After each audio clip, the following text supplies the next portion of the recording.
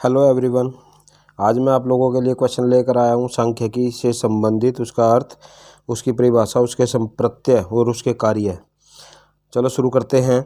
वर्तमान समय में सांख्यिकी एक महत्वपूर्ण विषय है। जीवन से संबंधित प्रत्येक विषय का सांख्यिकी से संबंध है।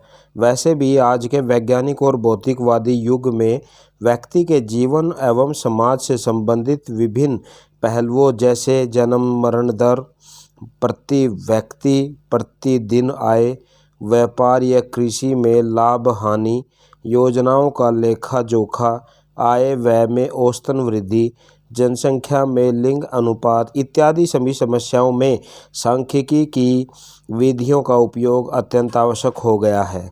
वास्तव में सांख्यिकी आज के जीवन का एक आवश्यक अंग बन गया है। सांख्यिकी का अर्थ।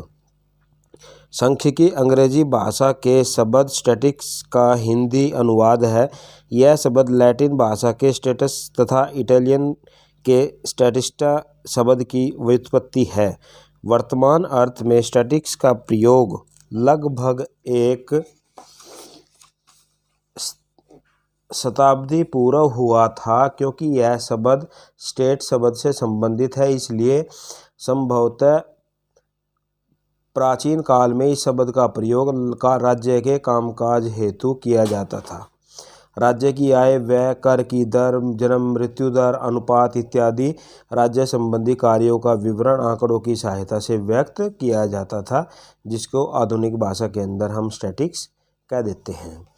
स्टैटिक्स एक विज्ञान है जिसमें संकलित प्रदत्त का मतलब होता है आंकड़े का वर्गीकरण एवं सारणीय करके अनुसंधान अध्ययन के उद्देश्यों की प्राप्ति हेतु पूर्ति हेतु वांछित परिणाम निकाले जाते हैं। आज सांख्यिकी विषय इतना विकसित हो चुका है कि प्रत्येक क्षेत्र में इसकी आवश्यकता अनुभव की जा रही है।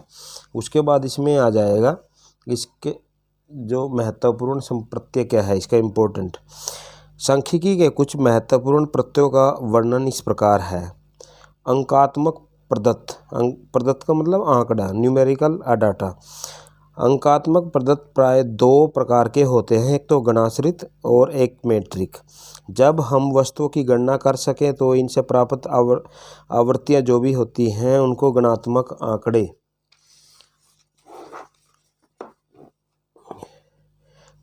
कहते हैं, जैसे 20 स्त्रियां, 10 अध्यापक अथवा 50 विद्यार्थी इत्यादि। ऐसे प्रदत्तों की गणना शुद्ध रूप से की जाती है, लेकिन जब वस्तुओं की गणना संभव न हो लेकिन उनका मापन हो सके तो उनसे जो आंकड़े प्राप्त होते हैं वो मेट्रिक प्रदत्त में आ जाते हैं, जैसे 3 किलो मिठाई, 10 लीटर दूध इत्यादि। दूसरा आता है सांख्यिकी श्रृंखला, स्टैटिक्स सीरीज। जब गणना या मापन की जा सकने वाली विषय सामग्री को किसी निश्चित क्रम में व्यवस्थित कर दिया जाता है तो इसे सांख्यिकी श्रृंखला कहते हैं। अभिप्राय यह है कि जब प्राप्त आंकड़ों को एक सुनिश्चित सिस्टमैटिक एवं तार्किक लॉजिकल ऑर्डर में प्रदर्शित किया जाता है तो वह एक सांख्यिकी श्रृंखला का रूप ले लेती है। ये भी आगे प्रकार की होती है कहीं। निरंतर श्रृंखला, ऐसे आंकड़े अथवा माप जिन्हें प्रदर्शित करने के लिए खंडों में विभाजित किया जा सके। जब अंकों को कम या अधिक किया जा सकता है तो अंकों के इस प्रदर्शन को निरंतर श्रृंखला कहते हैं। जैसे 5 मीटर कपड़े के 5 टुकड़े 1 मीटर के कर दिए जाएं तो सभी टुकड़े एक समान लंबाई के होंगे। खंडित श्रृंखला में आंकड़ों का और आगे विखंडन संभव नहीं होता। प्राप्त अंकों में से प्रत्येक को केवल एक ही श्रेणी में रखा जाता है, जैसे किसी परिवार के जीवित सदस्यों की संख्या, हॉकी टीम के खिलाड़ी, मोहल्ले में स्त्री पुरुषों की संख्या। उसके बाद आ जाता है ऐतिहासिक श्रृंखला। जब घटनाओं या प्रदत्तों को समय की दृष्टि से किसी क्रम में प्रस्तुत किया जाता है, जैसे पानीपत की लड़ाई। भौगोलिक श्रृंखला, इस श्रृंखला में रखे जाने वाले आंकड़े वे होते हैं जो भौगोलिक स्थिति के अनुसार क्रमबद्ध किए जाते हैं, जैसे उत्तरी भारत के पहाड़, पठारी मैदान या कोई प्रदेश। स्थिति श्रृंखला, जब हम आंकड़ों को उनके क्रम गुणों के अनुसार उचित प्रकार से व्यवस्थित करते हैं तो ऐसी प्राप्ति श्रृंखला को कंडीशन सीरीज स्थिति श्रृंखला कहा जाता है। उसके बाद तीसरा पॉइंट आ जाता है पूर्ण संख्याएं। पूर्ण संख्याएं सुविधा की दृष्टि से संख्याओं को सार्थक ढंग से प्रयोग और प्रस्तुत किया जाता है, क्योंकि सांख्यिकी में मान जैसे मिनट, सेकंड, ग्राम, मीटर, सेंटीमीटर आदि का प्रयोग किया जाता है। इसलिए इन सार्थक प्रयोग के लिए यह जानना आवश्यक हो जाता है कि दशमलव चिन्हों के पश्चात कितनी संख्याओं तक मान किया जा सके। ठीक है। उसके बाद वास्तविक एवं लगभग संख्याएं।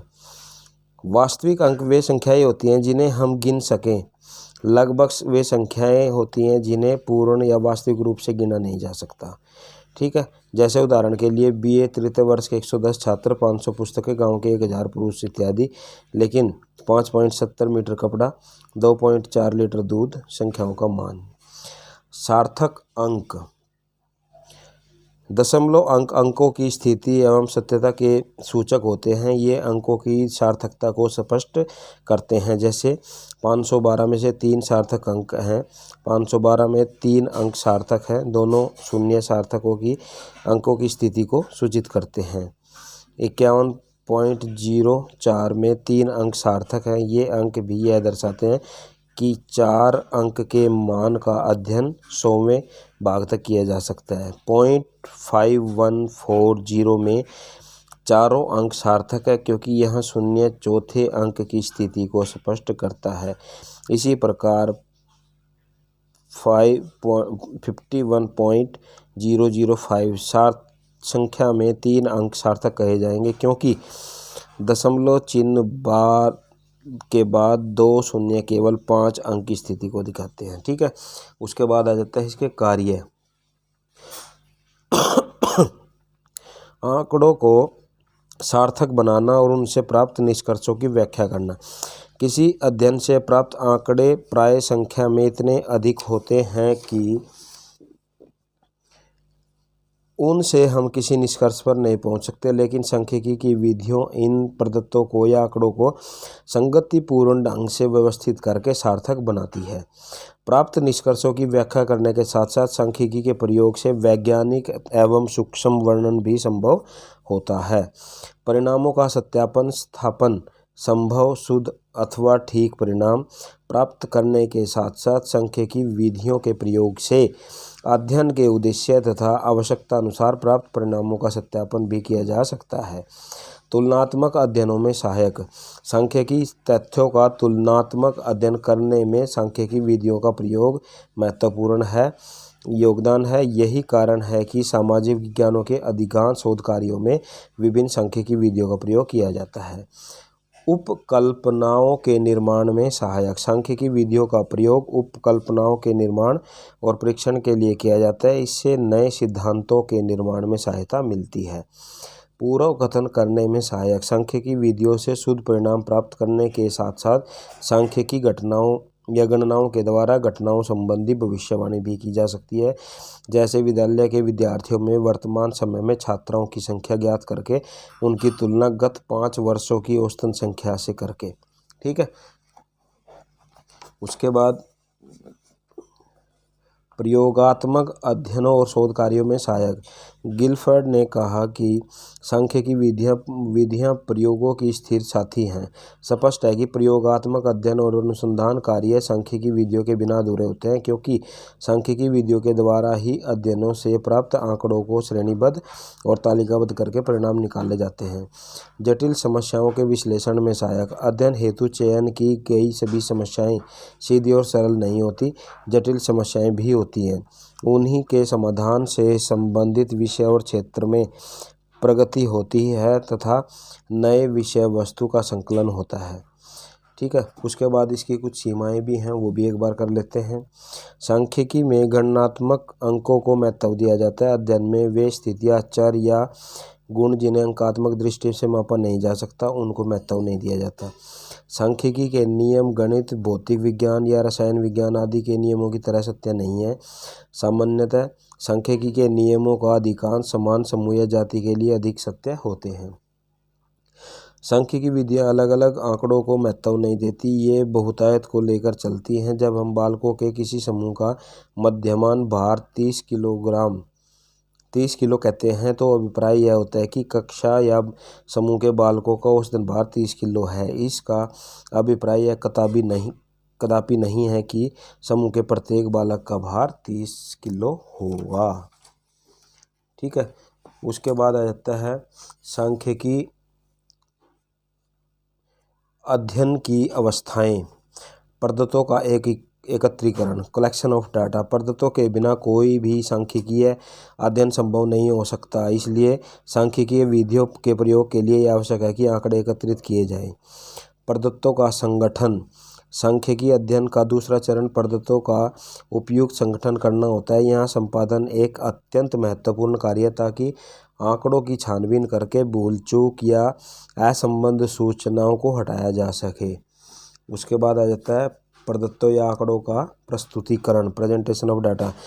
प्रदत्तों के सुविधाजनक विश्लेषण के लिए आवश्यक होता है कि व्यवस्थित प्रदत्तों को विभिन्न सारणियों, ग्राफों या आरेख चित्रों की सहायता से स्पष्ट किया जाए। उसके बाद उनका विश्लेषण, एनालिसिस ऑफ डाटा। वर्णनात्मक सांख्यिकी। वर्णनात्मक सांख्यिकी के विभिन्न मान या प्राप्त आंकड़ों को व्यवस्थित सारणीबद्ध करने के बाद संबंधित समूह या वर्ग की प्रकृति, उसका स्वरूप, उसकी स्थिति का वर्णन आधारभूत मान्यताओं या सिद्धांतों या संकेतों या संबंधों के आधार पर करते हैं। प्राप्त परिणामों को वांछित सारणियों, ग्राफों या आरेख चित्रों की सहायता से भी प्रस्तुत किया जा सकता है। उसके बाद आ जाता है निष्कर्षात्मक सांख्यिकी। सांख्यिकी के जिन मापों की सहायता से अध्ययन किए गए हैं, विशेष प्रतिदर्श सैंपल के परिणामों के आधार पर संपूर्ण समष्टि या जनसंख्या जिससे वह प्रतिदर्श चुना जाता है, सैंपल चुना जाता है, संबंधी निष्कर्ष निकाले जाते हैं, उसे निष्कर्षात्मक सांख्यिकी कहते हैं। निष्कर्ष निकालने में कम से कम त्रुटि हो, इसलिए यह अत्यावश्यक होता है कि प्रतिदर्श यह जनसंख्या का प्रतिनिधित्व करता हो। इस प्रकार की सांख्यिकी में टी परीक्षण या एफ परीक्षण, कोई वर्ग आदि का प्रयोग किया जाता है। और लास्ट पॉइंट आ जाता है प्रदत्तों की व्याख्या। किसी सांख्यिकी का अंतिम चरण परिणामों की व्याख्या करना है, उनसे निष्कर्ष निकालना होता है। परिणामों से वस्तुगत निष्कर्ष निकालना एक कठिन कार्य है। इससे शोधकर्ता के प्रशिक्षण, कौशल तथा सूझबूझ का पता चलता है। तो ये आप लोगों के लिए एक इम्पोर्टेंट क्वेश्चन था सांख्यिकी से संबंधित। इसको एक बार देख लेना, समझ में नहीं आए दोबारा से देख लेना, आपको आसान तरीके से बता दिया गया है, आपको ये आराम से समझ में आ जाएगा। ठीक है, ओके, थैंक यू।